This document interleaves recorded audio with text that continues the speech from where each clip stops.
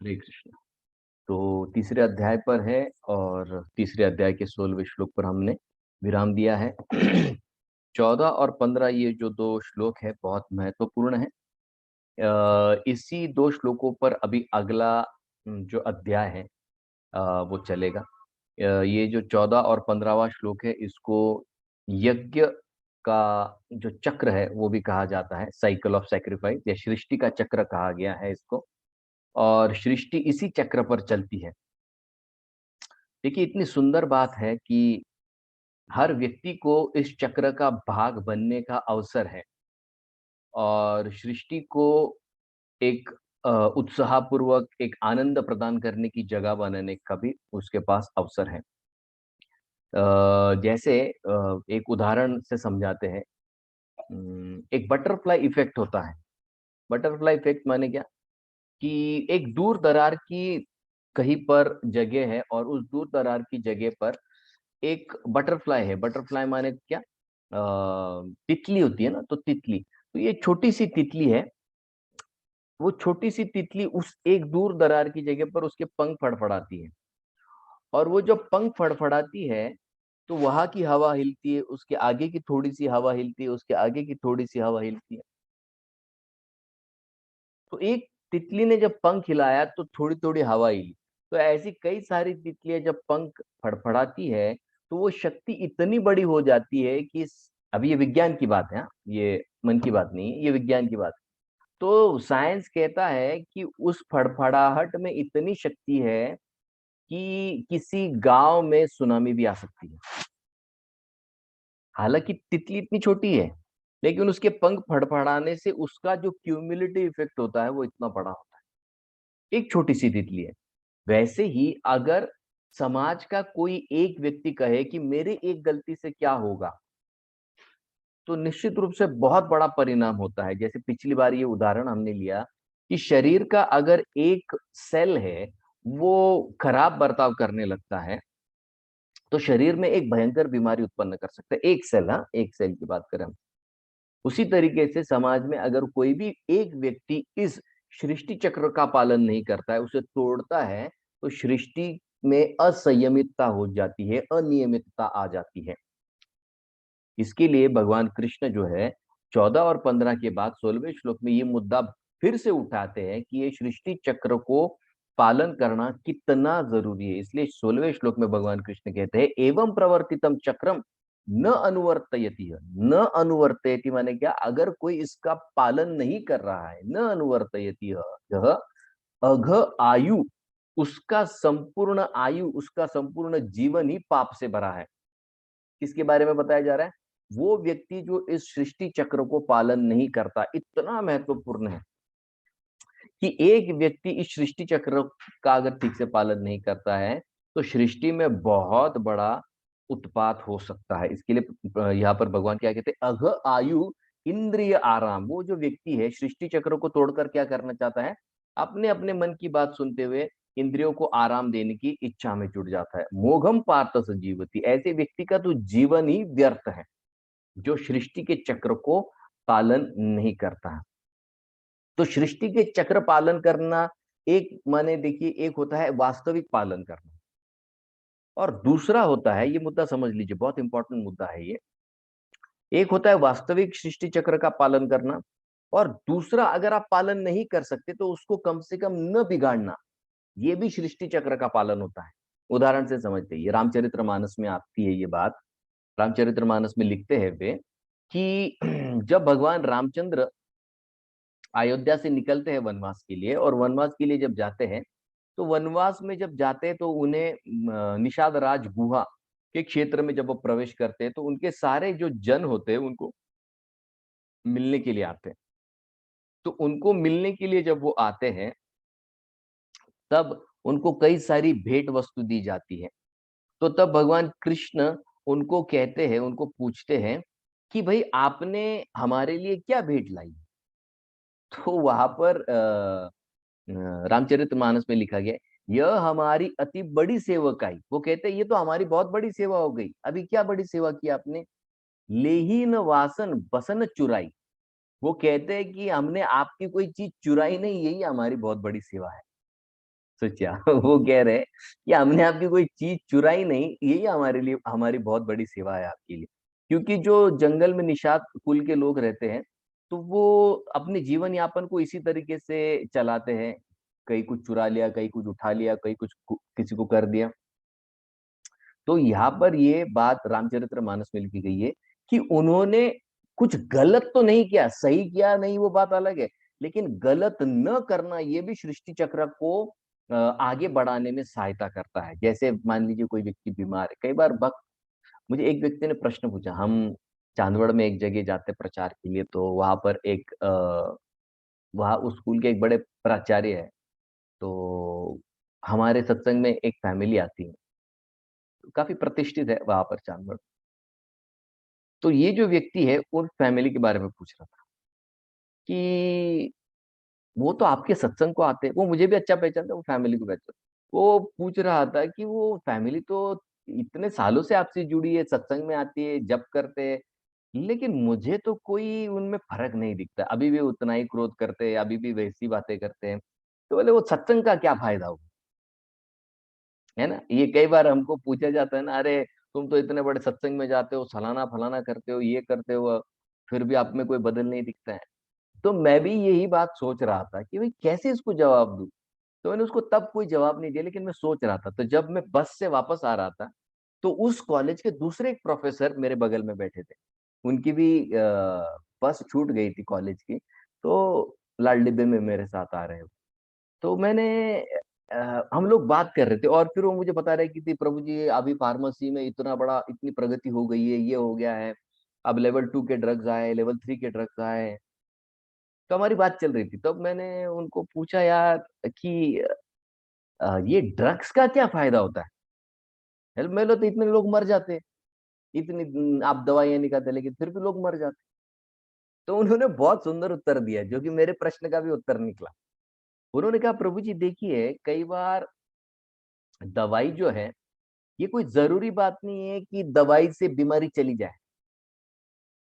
अगर दवाई बीमारी को रोक कर रखती है, तो फिर भी ये दवाई का सक्सेस माना जाता है।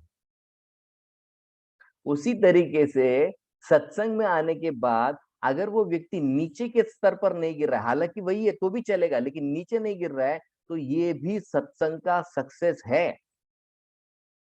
ये भी सत्संग का सक्सेस है। उसकी बीमारी तो नहीं बढ़ रही ना, कम से कम पहले से तो ज्यादा खराब नहीं हुआ ना। जैसे दवाई लेकर उसकी बीमारी रुक गई है, अब आगे तो नहीं बढ़ेगी, शरीर को नुकसान तो नहीं करेगी। तो यही बात यहाँ पर कही जा रही है, अघयु इंद्रिय आराम। वो कह रहे हैं कि भाई ठीक है, तुम सृष्टि चक्र का पालन नहीं कर सकते, कोई दिक्कत नहीं है, लेकिन उसको तोड़ो तो मत, ऐसी कोई काम मत करो। इसलिए पिछली बार ये हमने जो उदाहरण लिया था कि गवर्नमेंट में एक प्रोविजन होता है जिसको लिकर कोटा कहते हैं हमारे इसमें। तो लिकर कोटा में क्या होता है, उस व्यक्ति के पास लाइसेंस होता है, और वो लाइसेंस से वो व्यक्ति क्या करता है कि भाई आप घर में ये जो शराब का कोटा है आप कैसे ले लीजिए, और घर में जाकर चुपचाप बैठकर पी लीजिए इसको। तो जैसे वो शराबी व्यक्ति है, वो घर पर बैठकर अगर शराब पी रहा है, तो वो सेवा है समाज की। क्यों सेवा समाज की? क्योंकि कम से कम पीकर रास्ते पर तो वो नाच नहीं कर रहा है, कुछ खराब तो काम नहीं कर रहा है। माने सृष्टि जो समाज की सृष्टि है, उसमें वो कम से कम बाधा तो नहीं बन रहा है ना। वरना पिएगा, रास्ते पे कुछ हल्ला गुल्ला करेगा, किसी को मार देगा, तो फिर तो आपकी शांति तो भ्रष्ट हो जाएगी। माने बाधा उत्पन्न हो गई सृष्टि चक्र, समाज की सृष्टि चक्र में।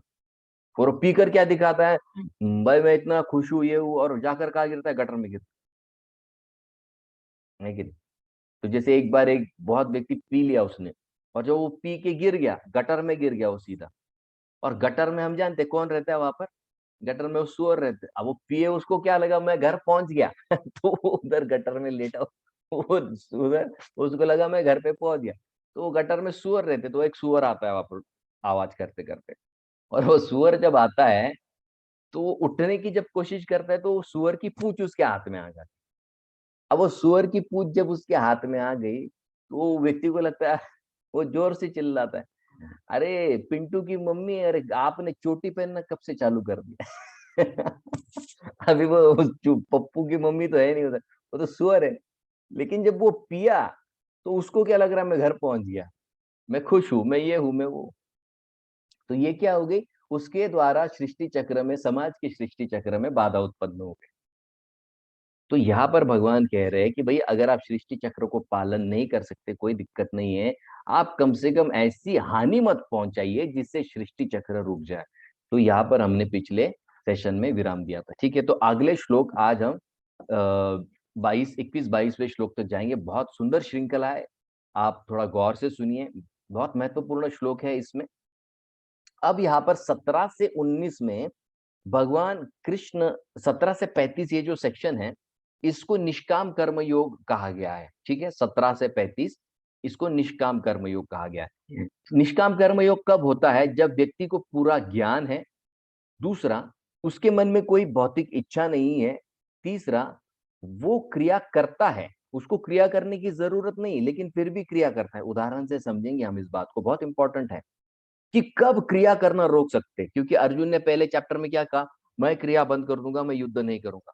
कृष्ण कह रहे वो कर सकते हो, लेकिन उसके लिए एक स्तर आना पड़ता है, एक क्राइटेरिया अचीव करना पड़ता है, तब तुम काम करना बंद कर दो, कोई कुछ नहीं कहेगा और न तो तुमको फर्क पड़ेगा न तो समाज को फर्क पड़ेगा। तो ये स्तर कब आता है, वो आज के सेक्शन में हम देखेंगे कि कब कोई व्यक्ति कह सकता है कि मुझे अभी कोई ड्यूटी बाउंड मैं नहीं हूं।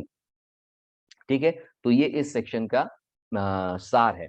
तो 17 से 35 ये जो 17 श्लोक है, 18 श्लोक है, इसका ये सार है। अब 17 से लेके 19 में भगवान कृष्ण एक स्पेसिफिक व्यक्ति के बारे में यहाँ पर बताएंगे। ठीक है, तो उसके बारे में हम यहाँ पर चर्चा करेंगे। मैं मेरा स्क्रीन आपके साथ शेयर करता हूं ताकि आप लोग इसको देख सके।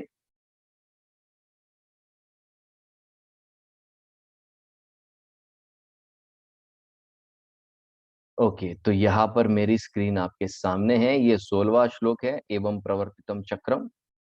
तो यहाँ पर कृष्ण कह रहे हैं कि संसार, ये जो सृष्टि चक्र है इसका पालन आपको करना होगा, नहीं करोगे तो दंडनीय है।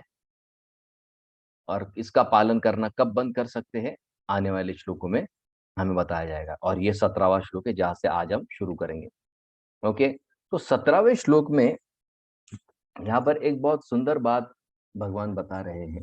17वें श्लोक में भगवान कृष्ण बता रहे हैं कि सबसे प्रमुख उद्देश्य क्या है संसार चक्र को पालन करने का, या कर्म योग को पालन करने का सबसे प्रमुख उद्देश्य क्या होना चाहिए।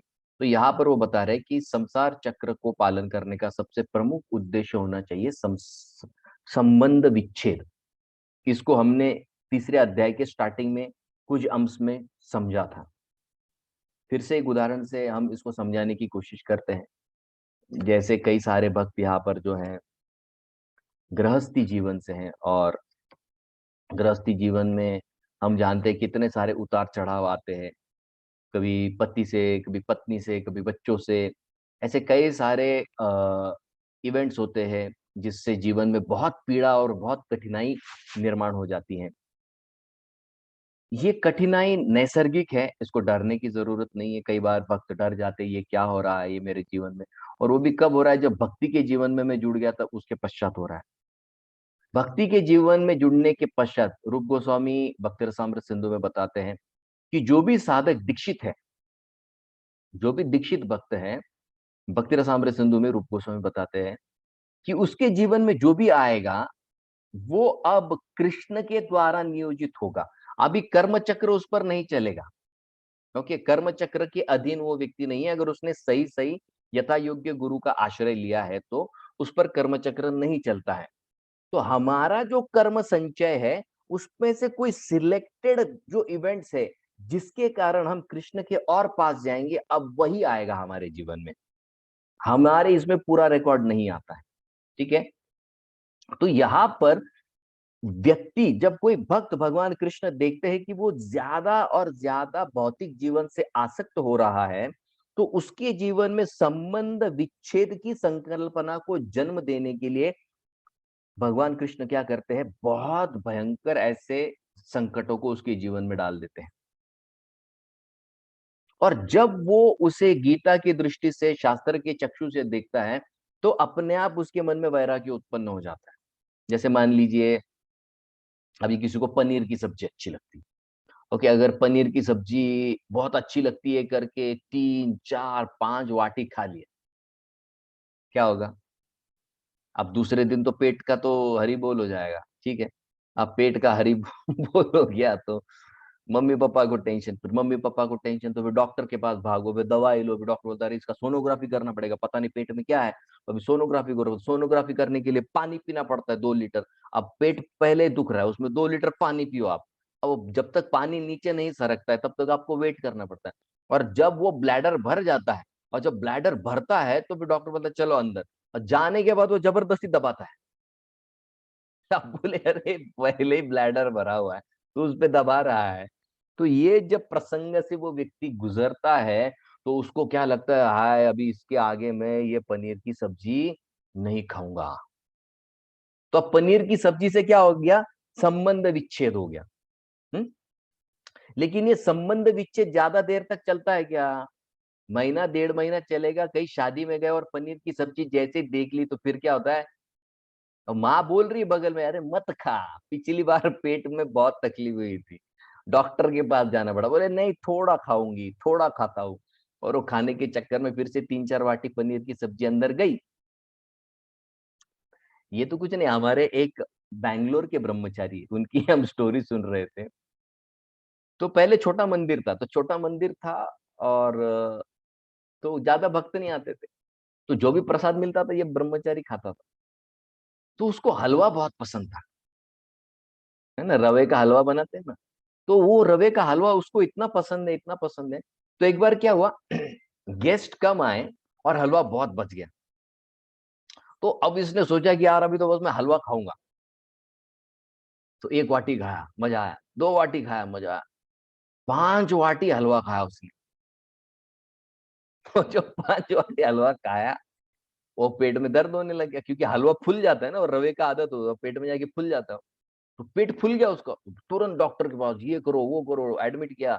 उसको जुलाब की गोली दी, फिर सब निकला बाहर। वो खाया तो सब निकल गया। तो फिर उसने कहा अरे बाप रे, अभी हलवा नहीं खाएंगे बोले हम लोग। फिर 2 3 महीने के बाद फिर से गेस्ट कम आए, फिर वो बोला हलवा, और याद तो है लेकिन वो कंट्रोल नहीं हो रहा था, तो उसने और वो इस टाइम उसने 5 को क्रॉस कर दिया। उसने 7 वाटी हलवा खाया। ये रियल स्टोरी बता रहा हूँ, ये आप लेक्चर में आपको भेज सकते हो, गोविंद प्रभु ये बात बता रहे हैं उसमें। तो उसने 7 वाटी हलवा का, तो इतना हलवा खाने के बाद उसके पेट में इतना पीड़ा हुआ। और इस टाइम क्या हुआ, वो डाइजेशन में वाकई में बहुत ज्यादा बाधा आ गई। तो आप यकीन नहीं मानेंगे, उसके पेट का ऑपरेशन करके हलवा बाहर निकाला डॉक्टर ने। तो ये जब पीड़ा से कोई व्यक्ति जाता है तो संबंध विच्छेद होता है। तो यहाँ पर भगवान कह रहे हैं, अरे संबंध विच्छेद ये गोल है। कर्म योग का गोल क्या है, संबंध विच्छेद। अरे इसको भूल जाएंगे और कर्म करेंगे तो फायदा क्या होगा उसका। तो आप कोई व्यक्ति प्रश्न पूछ सकते हैं ना, ठीक है, 16वें श्लोक में आप बता रहे संबंध विच्छेद ये गोल है, भगवत प्राप्ति ये गोल है। लेकिन हमको ये तो बताओ ना कि वो जो व्यक्ति जिसने संबंध विच्छेद किया है, वो व्यक्ति के लक्षण तो बताओ। तो 17 और 18वें श्लोक में यहाँ पर उस व्यक्ति के जिसने संबंध विच्छेद किया है और आध्यात्मिक जीवन में कर्मयोग में बहुत आगे गया है, ऐसे व्यक्ति के यहाँ पर लक्षण बताए जाएंगे। बहुत सुंदर श्लोक है और बहुत प्रैक्टिकल है। देखिए अब यहाँ पर ये श्लोक हम देखेंगे। आपको श्लोक दिख रहा है स्क्रीन पर? तो यहाँ पर ये जो शब्द है मेरा, मैं अभी यहाँ पर हाईलाइट करूंगा, ठीक है। आत्म एक, आत्म दो, आत्म तीन, 3 3 बार ये शब्द आया है, आत्म आत्म आत्म, ठीक है। यहाँ पर वो बता रहे यह तू आत्मरति, आत्मरति, ये देखिए यहाँ पर ये जो शब्द है स्क्रीन पर दिख रहा है आपको, यस तू आत्मरति। आत्मरति का मतलब क्या है, टेकिंग प्लेजर इन सेल्फ, माने वो व्यक्ति खुद में ही आनंदी है। आत्मरतिर एव स्यात्। ऐसा जो व्यक्ति है जो खुद में आनंद लेता है, ऐसा व्यक्ति स्यात् आत्मतृप्त। आत्मतृप्त का मतलब देखिए यहाँ पर प्रभुपाद जी बता रहे हैं सेल्फ इल्यूमिनेटेड। सेल्फ इल्यूमिनेटेड माने क्या, कि वो व्यक्ति ज्ञान से परिपूर्ण है, वो सब चीज यथा योग्य जानता है। च मानव आत्मनि एव च संतुष्ट, वो स्वयं में ही संतुष्ट है। ठीक है, जैसे अगर कोई दंपति है और दंपति को पुत्र प्राप्त करना है या पुत्री को प्राप्त करना है, वो पति कह सकता है कि ऐसा बच्चा बच्चा बच्चा आ गया बच्चा? नहीं, क्यों? अच्छा, मान लीजिए किसी को भूख लग गई और वो कहता है गुलाब जाम गुलाब जाम गुलाब जाम, आ गया गुलाब जाम? नहीं। इसका मतलब क्या है, जब हमको भूख लगती है तो हमको बाहर से उसका समाधान ढूंढना पड़ता है। जब किसी गृहस्थी को बच्चा उत्पन्न करना है तो बाहर से सहायता लेनी पड़ती, बराबर? इसका मतलब वो व्यक्ति आत्मतृप्त नहीं है, वो खुद में संतुष्ट नहीं, उसको बाहर से लेना पड़ता है। लेकिन आप देखिए भगवान महाविष्णु है, अनंत शेष पर सोए हैं और उनके मन में आता है एक बच्चा हो, तो क्या निकलता है उनके पेट से? हाँ, कमल निकलता है। अभी कोई पुरुष है अपने समाज में, बोले बच्चा चाहिए, तुरंत पेट से निकला है कमल निकला और कमल के ऊपर वो माता जी भगा देगी घर से, ये क्या है बच्चा, ये पेट से कमल कहाँ से निकला तुम्हारे हाँ? तो माता जी तो भगा देगी उसको। इसका मतलब क्या है, आत्म तृप्त नहीं है, तृप्ति को तुष्ट करने के लिए बाहर से सहायता लेनी पड़ रही। आत्मन्येव से संतुष्ट, वो अपने आप में भी संतुष्ट नहीं है। ऐसा जो व्यक्ति है जिसने ये 3 क्राइटेरिया पूरी की है, फिर उसके लिए कार्य बंद। फिर वो कोई ड्यूटी करे न करे, उसके लिए कोई भी क्रिया नहीं बचती है। फिर वो गृहस्थी हो, ब्रह्मचारी हो, वानप्रस्थी हो, सन्यासी हो, कोई भी हो। माने यहाँ पर देखिए, एक व्यक्ति है वो कहता है अब मुझे घर से बहुत पीड़ा होती है, मैं घर छोड़कर जा रहा हूँ, अब मुझे और जीवन में कुछ नहीं चाहिए, और चला गया जंगल, और जंगल में जाके और दूसरी माता जी को देख लिया वहां किसी कम्युनिटी के, क्या होगा फिर? अरे उसको लगेगा यार, चलो फिर से नए से शुरू करते हैं। इसका मतलब क्या है, वो आत्म संतुष्ट नहीं है। इसका मतलब उसको ड्यूटी करना पड़ेगा, उसको फैमिली का ख्याल रखना पड़ेगा। क्यों? क्योंकि जब वो एक्सपीरियंस से जाएगा तो संबंध विच्छेद हो। ठीक है, जब अनुभव से जाते हैं तो ज्ञान भी बढ़ता है ना कि यार ये करना गलत है और ये करना सही है। तो वैसे ही यहाँ पर वो बता रहे हैं, जो व्यक्ति आत्मरति है, आत्मतृप्त है, आत्मसंतुष्ट है, ऐसा ही व्यक्ति ड्यूटी को स्टॉप कर सकता है। अपने रोजमर्रा की जिंदगी में कोई काम न भी करे तो भी कोई दिक्कत नहीं है। और अर्जुन, तुम इस स्थिति पर हो, लेकिन इसमें एक प्रॉब्लम है जो अगले श्लोकों में आएगा। ठीक है, तो ये 3 क्राइटेरिया है, हमको ये श्लोक याद करना है। आप नोट कर लीजिए, 3.17 को याद करना है कि कौन व्यक्ति है जो अपने कार्यों को बंद कर सकता है। ठीक है, तो 3 क्राइटेरिया है। आत्मरति होना चाहिए, माने खुद में संतुष्ट है, आत्मतृप्त, सारा ज्ञान हो चुका है, और आत्मसंतुष्ट, जो भी मिल रहा है उसमें संतुष्ट है। वो और किसी ज्यादा चीज की डिमांड नहीं करता। तस्य कार्यम न विद्यते, फिर उस व्यक्ति को और दूसरा कार्य करने की जरूरत नहीं है, ये यहाँ पर बताया जा रहा है। ठीक है, अब ये जो श्लोक है इसमें पर्पस ऑफ कर्म योग क्या है, इसको बताया जा रहा है। अब ये जो व्यक्ति है आत्मरति, आत्मरति माने क्या? खुद में आनंदित है। ओके, दूसरा आत्मतृप्त, पूरा ज्ञान भी है, और तीसरा वो बता रहे हैं आत्मसंतुष्ट। आत्मसंतुष्ट माने क्या? जो भी आ रहा है उसमें वो व्यक्ति संतुष्ट है। तो इसके लिए जो शब्द इस्तेमाल किया गया है वो क्या है? इसमें किसी भी चीज का क्या है? अभाव नहीं है। क्या नहीं है? इसमें अभाव नहीं है किसी भी चीज का। तो इसमें अभाव न होने के कारण क्या होता है कि इसको बाहर ढूंढने की जरूरत नहीं पड़ती है। और ये जो व्यक्ति है आत्म संतुष्ट होने के कारण बाहर से कोई भी मदद नहीं लेता है। इसका मतलब क्या है? दुनिया से इसका संबंध विच्छेद हो चुका है। बराबर है, इसको बाहर से कोई जरूरत नहीं है, अंदर ही अंदर इसकी सारी जरूरतें पूरी हो रही है, ये यहाँ पर बताया गया है। तो फिर ये जो व्यक्ति है इसकी जरूरतें कहां से पूरी होती है? इसकी ज़रूरतें भी तो होंगी ना, अब ये शरीर धारण किया तो शरीर को खाना भी खिलाना पड़ेगा, ठीक है? इसको पालन-पोषण करना पड़ेगा, कपड़ा है, ये सारी बेसिक फैसिलिटीज़ है, तो यहाँ कैसे कैसे करेगा? तो यहाँ पर फिर वो बताते हैं कि इसका जो दूसरा स्टेटमेंट है ना, आत्मतृप्त माने क्या? सेल्फ इल्यूमिनेटेड का मतलब क्या है? इसको सब ज्ञान है कि भई मैं बाहर अगर डिपेंड नहीं रह रहा हूँ, तो मैं किस पर डिपेंड रह रहा हूँ? मैं भगवान कृष्ण पर, परमात्मा पर डिपेंड हूँ। तो परमात्मा उसकी सारी ज़रूरतें पूरी करते हैं। हमारे गौड़ीय संप्रदाय के अभी हाल ही में मतलब रिसेंट की बात है, तो गौड़ीय मठ के एक बहुत बड़े सन्यासी हैं, लेकिन उनका छोटा-सा मंदिर था, छोटा मठ था उनका। लेकिन प्रचार बहुत न होने के कारण वहाँ पर गृहस्थ भक्त कम थे, तो मंदिर बड़ी मुश्किल से चलता था उनका।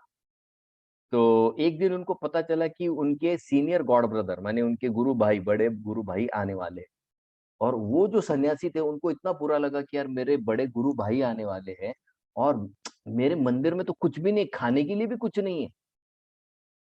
तो उनको इतना बुरा लगा कि उनको लगा कि मेरा गुरु भाई आएगा, मैं तो उसकी सेवा भी नहीं कर पाऊँगा ठीक से। और ये सोच में वो अपने मंदिर से निकले और थोड़ी दूर जाकर एक पेड़ था, वहाँ पर जाके बोले छोड़ो कुछ कर तो सकते नहीं है, अपन जाके नाम जप करेंगे।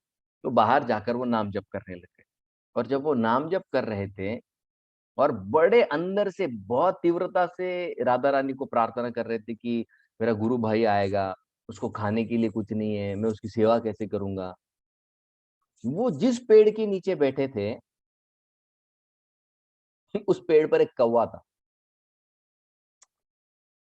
आप यकीन नहीं मानेंगे, वो कौवा अभी कहाँ से आया, कैसे आया, उनको भी नहीं पता चला।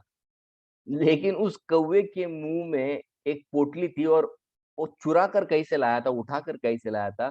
उसने वो पोटली बराबर वो जहाँ पर बैठे थे, वहाँ पर उनकी गोद में फेंक दी और उनको पता ही नहीं चला कि ये क्या है, कैसे गिरा। और जब उन्होंने वो पोटली को खोला, ये सच्ची घटना बता रहा हूँ, अभी कुछ सालों पहले की, एक 10-15 साल पहले की बात। तो जब उन्होंने वो पोटली खोला तो उसमें बहुत सारे पैसे थे और फिर वो जो पैसे उनको मिले और कौवा तो उड़ के चला गया, अब उनको पता ही नहीं कैसे पैसे आए, किसके पैसे आए। तो उनको लगा कि भगवान कृष्ण ने भेजे है मेरे गुरु भाई की सेवा के लिए। तो उनके गुरु भाई की उन्होंने बहुत प्रसन्न मन से सेवा की। तो ये कहाँ से हुआ? ये जो आत्म तृप्त है, सेल्फ इल्यूमिनेटेड, उसको पता है कि मुझे बाहर के लोगों पर निर्भर नहीं करना है, मुझे कृष्ण पर निर्भर करना है, मुझे परमात्मा पर निर्भर करना है। तो जैसे ही उन्होंने परमात्मा की मदद माँगी, तो उनके गुरु भाई की सेवा के लिए क्या हुआ? सारे सारी व्यवस्था वो कर पाए। ठीक है? तो एक उदाहरण से ये मुद्दे को समझेंगे कि नियम बंद कब होते हैं, कर्म करना बंद कब कर सकते हैं। उदाहरण से समझते, अगर व्यक्ति बीमार है, वो व्यक्ति जब बीमार होता है, तो डॉक्टर क्या कहते हैं, भाई ये खाना है, ये नहीं खाना है, ये दवाई लेना है, ये दवाई नहीं लेना, बराबर? यम नियम होते, डूज़ एंड डोंट्स होते। लेकिन वो व्यक्ति जीवन भर दवाई और परहेज करता है क्या? नहीं, सिर्फ बीमारी जाने तक नियम और परहेज होते हैं। उसी तरीके से हमको कर्म योग कब तक करना है? बस उस दिन तक करना है, जिस दिन तक हम कृष्ण को न देख लें। जिस दिन कृष्ण को देख लिया, अपने आप संबंध विच्छेद हो जाएगा। अपने आप हम सारे ड्यूटी से फ्री हो जाएँगे। अभी भी फ्री हो सकते हैं, क्योंकि ये श्लोक आता है भागवत में 11वें स्कंद में कि जो भी भगवान कृष्ण, भगवान मुकुंद की शरण को ग्रहण करता है, वो बाकी जितने सारे उसके ऋण हैं, वो ऋण से मुक्त हो जाता है अपने आप। वो व्यक्ति अपने आप ऋण से मुक्त हो जाता है, जो भगवान कृष्ण के चरण की सेवा करने का प्रण लेता है।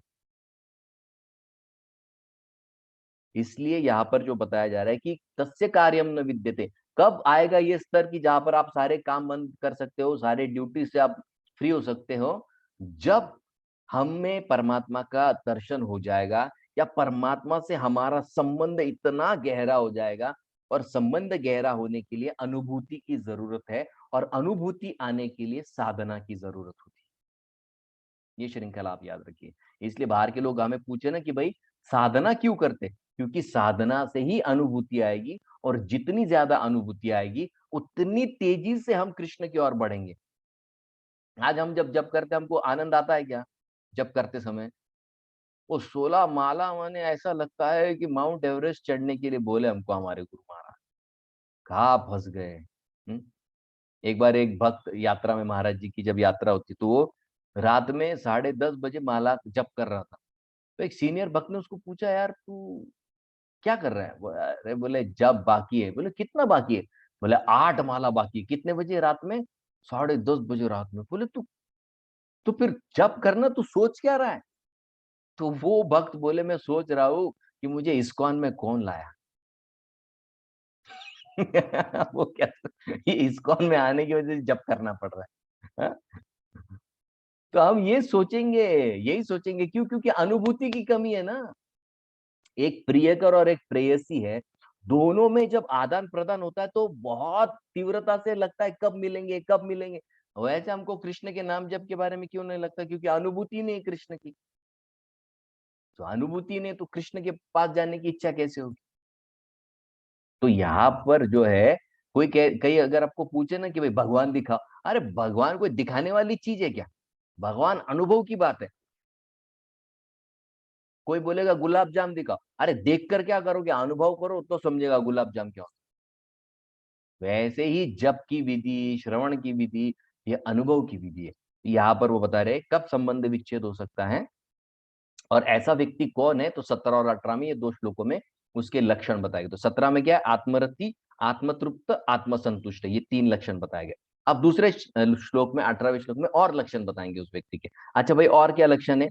नैव तस्य कृतेन अर्थ न कृतेनेह कश्चन। सॉरी, मैं श्लोक आगे बढ़ाता हूं। यहां पर देखिए 18वां श्लोक है।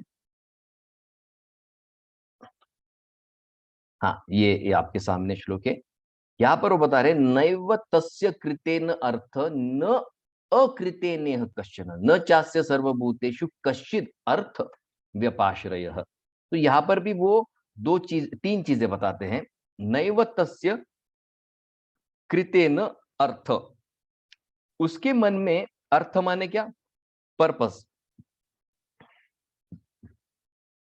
पर्पस का मतलब क्या है यहाँ पर? हेतु। कोई कार्य करने के पीछे उसका कोई हेतु है ही नहीं।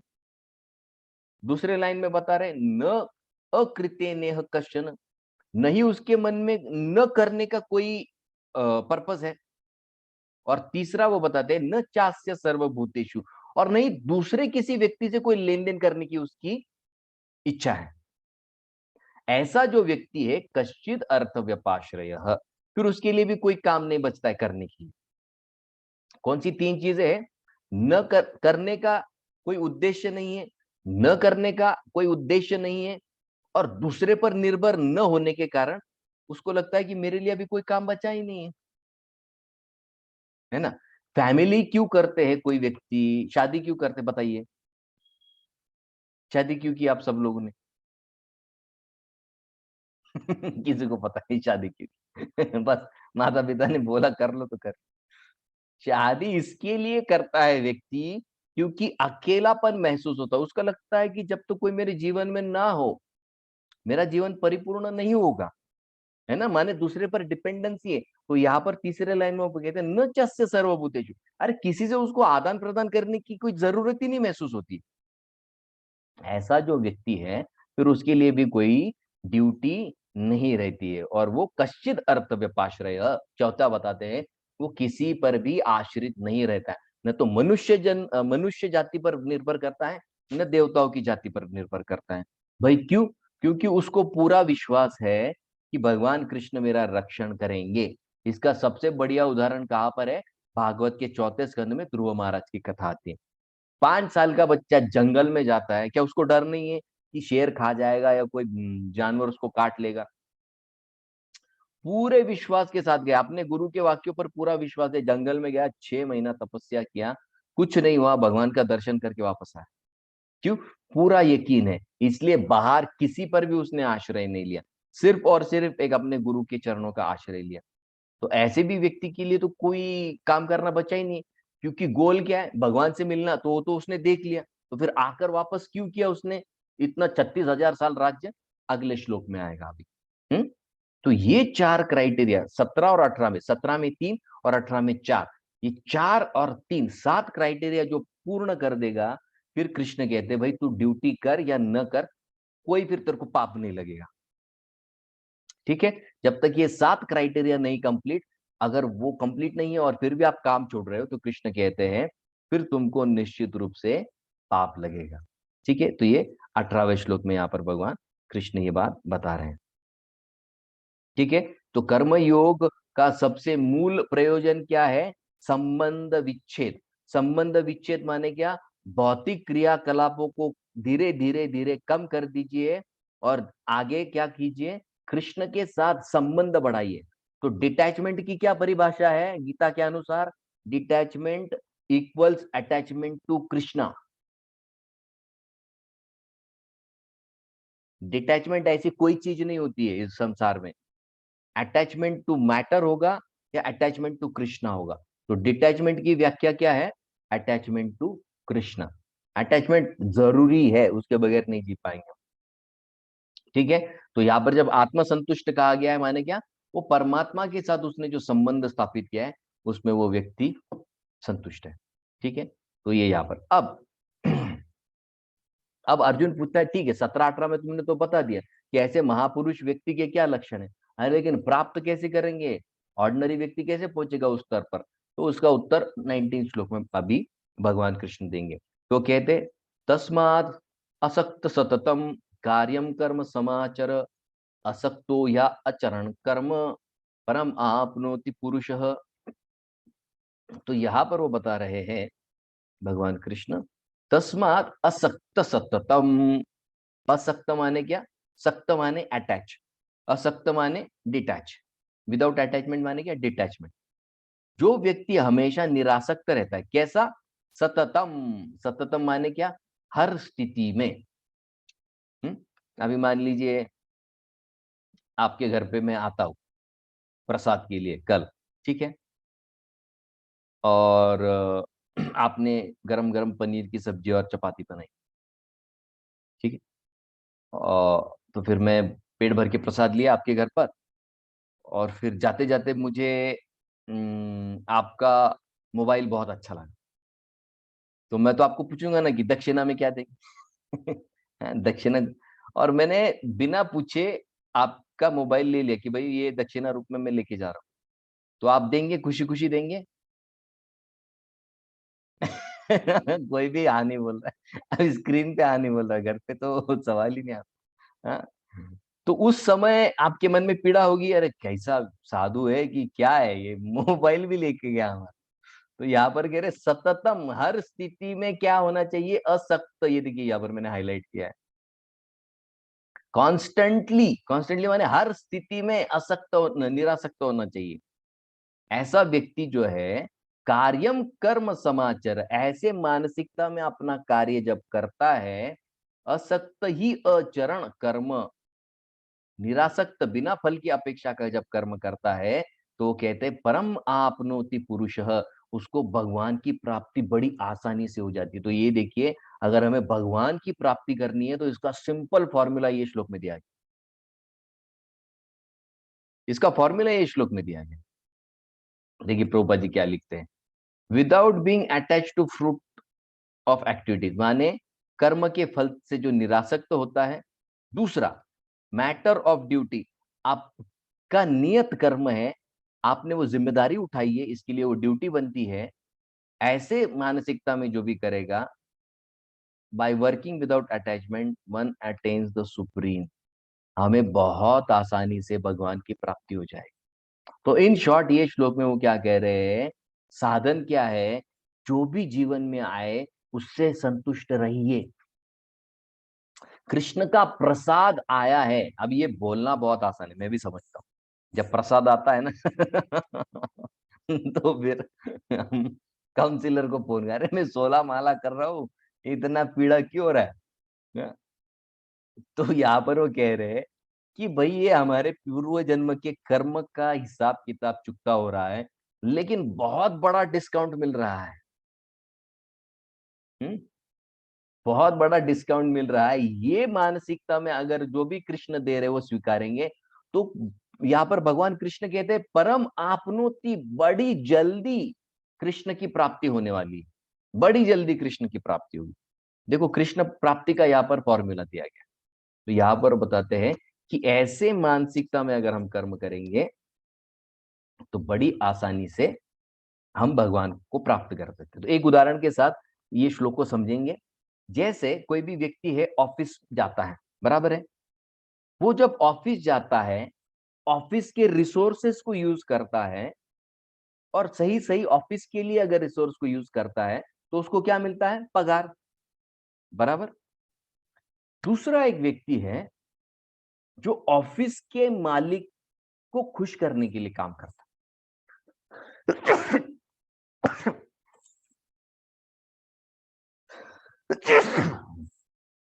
हरे कृष्ण।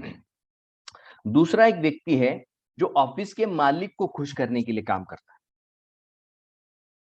तो जो व्यक्ति खाली अपने लिए काम करता है उसको पगार मिलती है, लेकिन जब ऑफिस का मालिक देखता है कि ये व्यक्ति दिन रात मेरे लिए काम करने की सोच रहा है, तो ऑफिस का मालिक क्या करेगा आप बताइए?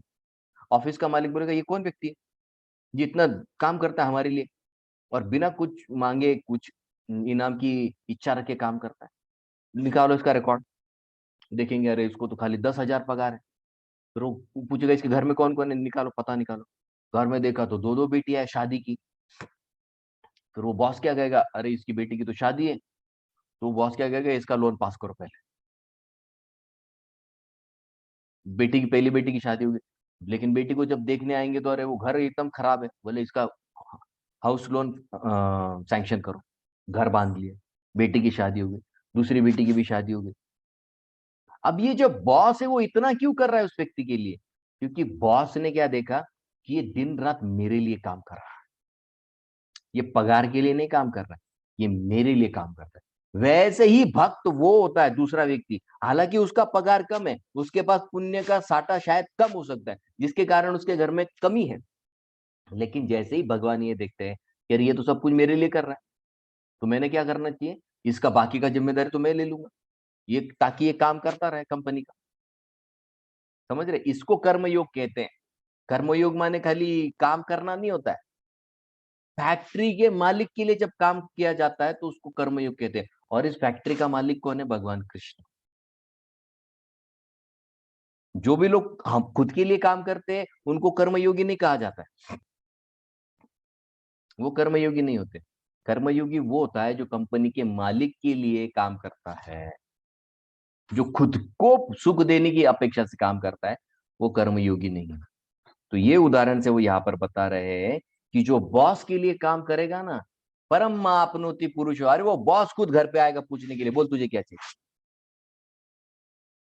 सुदामा, सुदामा का उदाहरण देखते हैं।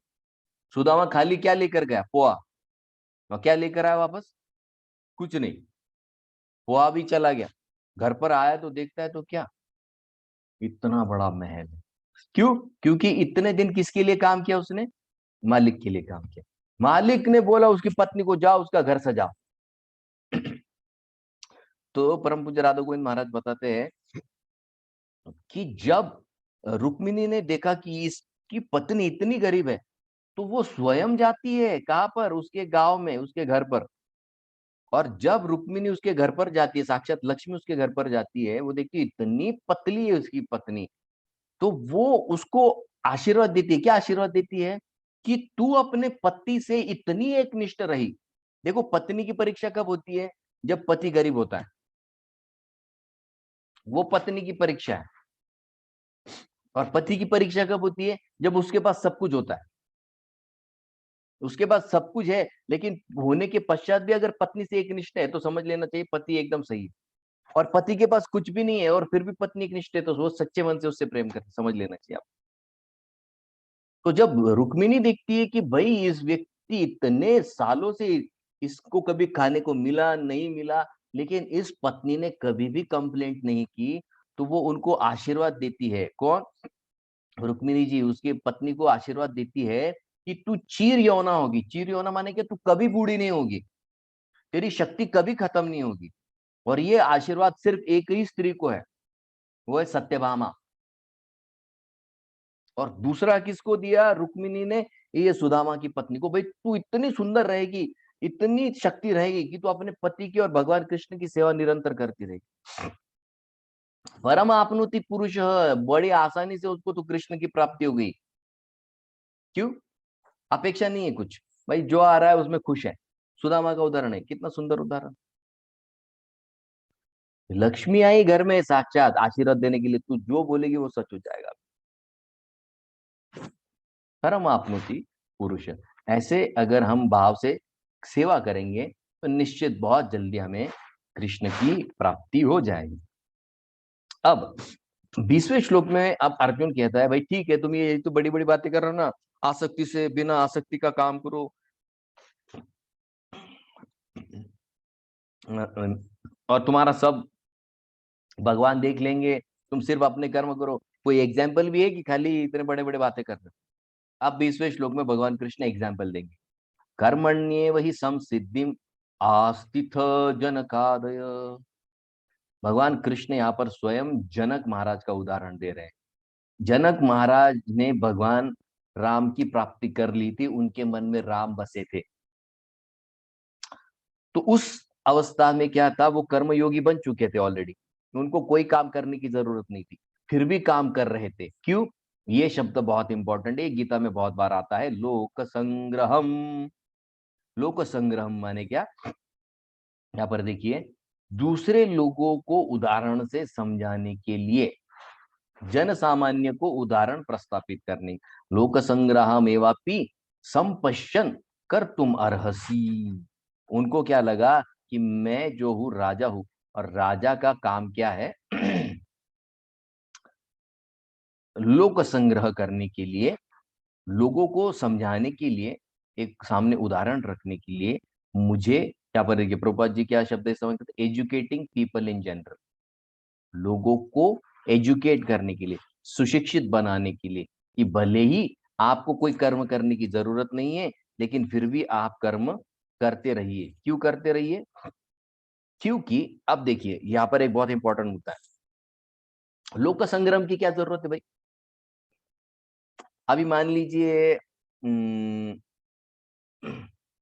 आपका जो सरनेम है, हम्म, आपका सरनेम किसने दिया आपको? सरनेम कहां से मिला? बराबर, पूर्वजों से मिला हमारे। आप लेकर आए थे क्या? जब माँ के गर्भ से निकले, पाटिल, कुलकर्णी, अरे लेके आए थे क्या? नहीं ना? अच्छा।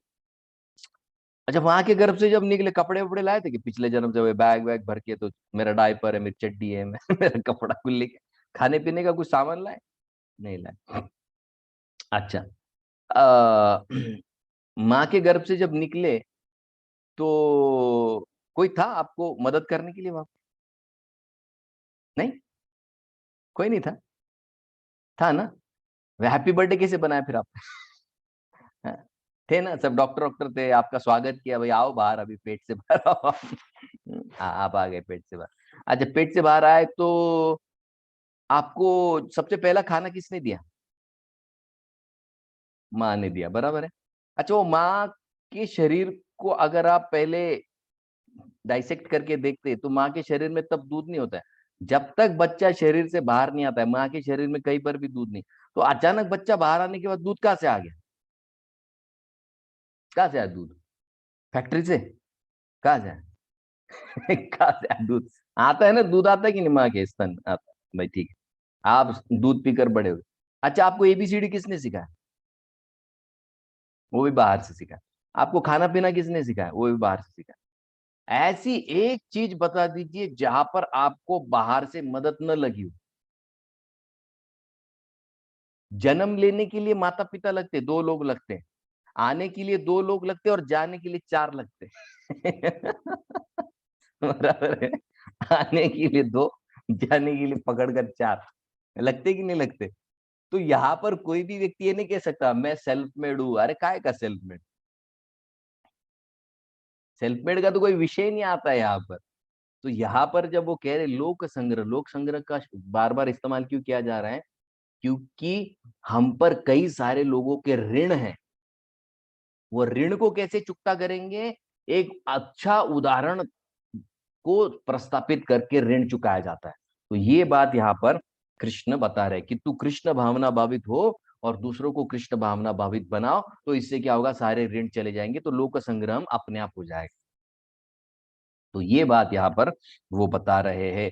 और दूसरी और फाइनल बात वो यहाँ पर बता रहे हैं, वो क्या है, यहाँ पर बहुत इंपॉर्टेंट बात बताएंगे अभी कृष्ण।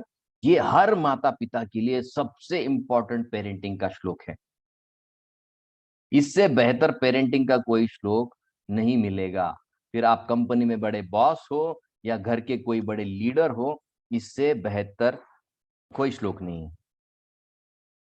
तो जैसे पिछले 20वें श्लोक में कहा ना, लोक संग्रह में, लोक संग्रह करने के लिए करो। तो लोक संग्रह कैसे होता है? तो ये इस श्लोक में बताया जा रहा है कि यद यद आचरति श्रेष्ठ, घर में जितने सारे श्रेष्ठ है, वो श्रेष्ठ कैसे है?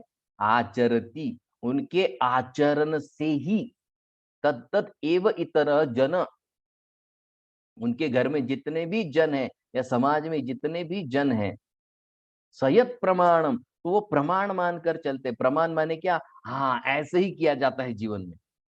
पति पत्नी अगर बच्चों के सामने रोज झगड़ते होंगे, इधर उधर मत देखिए आप लोग। पति पत्नी अगर रोज झगड़ते होंगे, तो बच्चों को क्या लगेगा, अच्छा लाइफ में शादी करने के बाद झगड़ा ऐसे किया जाता है, रोज करते तो नॉर्मल है। बराबर है, वो बच्चे क्या सीखेगा, ये झगड़ा करना नॉर्मल होता है, झगड़ा किए बगैर चपाती अंदर नहीं जाती पेट में। हम्म? तो यहाँ पर क्या कह रहे, आचरती श्रेष्ठ, अरे आचरण से तो सीखते ना भाई सब लोग। बच्चे फटी हुई जीन्स क्यों पहनते हैं? क्योंकि वो जिनको आचरण करते हैं, जिनको वो देखते हैं, जिनको प्रमाण मानते हैं, वो फटी हुई जीन्स पहनते हैं। जैसे ये एक्टर एक्ट्रेसेस होते हैं, इनको देख के बच्चे ये सब की चीजें करते हैं ना, तो उनका ही तो आचरण कर रहे हैं ना, देख देख कर। बराबर है। ये बड़े बड़े पॉलिटिशियन होते हैं, ये बच्चे दाढ़ी बढ़ा लेते हैं, उनको लगता है हो गया, दाढ़ी बढ़ा गया मतलब शिवाजी महाराज हो गए। और यहाँ पर वहां पर गली गली में जाके वो लड़कियों को इधर उधर छेड़ते रहते हैं। अब ये शिवाजी महाराज का लक्षण है? खाली दाढ़ी बढ़ाने से कोई शिवाजी नहीं होता। तो यहाँ पर वो बता रहे, आचरती श्रेष्ठ, घर के जो श्रेष्ठी है, वो जैसा आचरण करेंगे, इतर जन, घर के जो दूसरे जन है, उनको देख देख कर क्या कहेंगे, ये यही प्रमाणम, प्रमाणम कुरुते, यही प्रमाण है, यही एग्जाम्पल है, ऐसे ही जीना चाहिए। लोकस्तद अनुवर्तते, और वैसा ही अनुवर्तन करेंगे। इतना महत्वपूर्ण श्लोक है। इसलिए माता पिता को अगर अच्छा पेरेंटिंग करना होगा, तो कृपया करके ये बात आप समझ लीजिए कि हमारे बच्चे कहाँ पर आदर्श ढूंढ रहे हैं। अगर घर में आदर्श नहीं मिलेगा, तो 100% गारंटी है कि वो बाहर जाकर आदर्श ढूंढेगा, ढूंढेगा ही ढूंढेगा। ऐसे कितने सारे बच्चे आते कॉलेज के, कहते हमारे माता पिता हमसे प्रेम नहीं करते, हमारे माता पिता हमको डांटते हैं।